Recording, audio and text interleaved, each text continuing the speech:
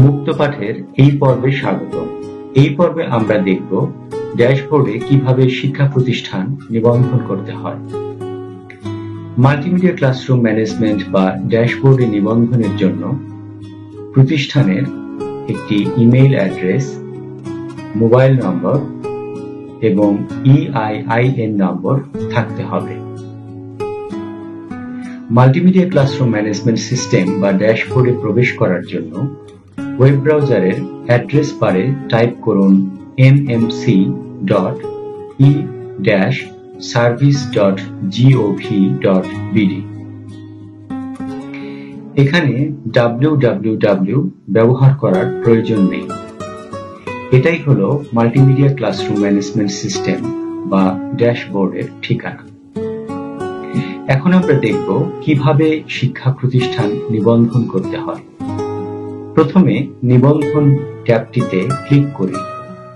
Multimedia classroom management সিস্টেমে শিক্ষা প্রতিষ্ঠানের নিবন্ধন ফর্মটি পূরণের পূর্বে এই নির্দেশনাগুলো ভালোভাবে দেখে নিতে হবে। চলুন একটি শিক্ষা প্রতিষ্ঠান নিবন্ধন করা যাক। প্রথমেই আমরা বিভাগ নির্বাচন করব। এরপর জেলা নির্বাচন করতে হবে, তারপর উপজেলা নির্বাচন করতে হবে। এখন শিক্ষা প্রতিষ্ঠানের ধরন নির্বাচন করতে হবে, যেমন সাধারণ অথবা মাদ্রাসা।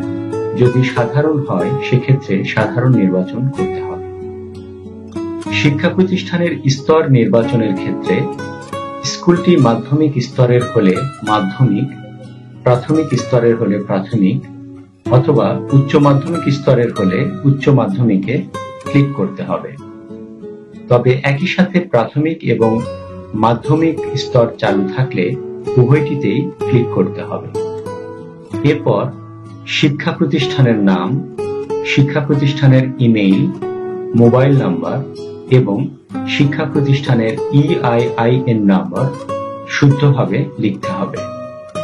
পাসওয়ার্ড দেওয়ার সময় লক্ষ্য রাখতে হবে এটি কমপক্ষে 6টি বর্ণ কিংবা সংখ্যার সমন্বয়ে যাতে হয়।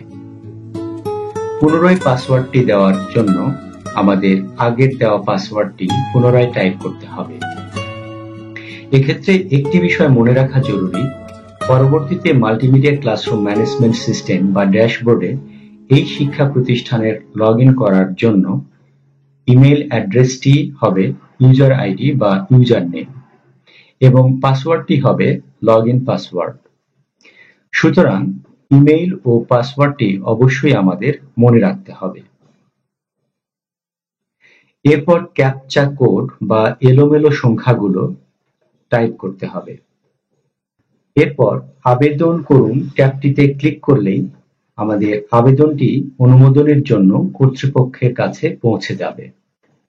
আপনার শিক্ষা প্রতিষ্ঠান নিবন্ধিত হয়েছে, অনুমোদনের জন্য অপেক্ষা করুন, এই বার্তাটি দেখতে পাব। সুতরাং আমরা নিশ্চিত হলাম আমাদের আবেদনটি সম্পন্ন হয়েছে। এখন অনুমোদনের জন্য উপজেলা শিক্ষা অফিসে যোগাযোগ করতে হবে। এভাবেই মাল্টিমিডিয়া ক্লাসরুম ম্যানেজমেন্ট সিস্টেম বা অনলাইন ড্যাশবোর্ডে আমরা আমাদের শিক্ষা প্রতিষ্ঠান নিবন্ধন করতে পারি। ধন্যবাদ।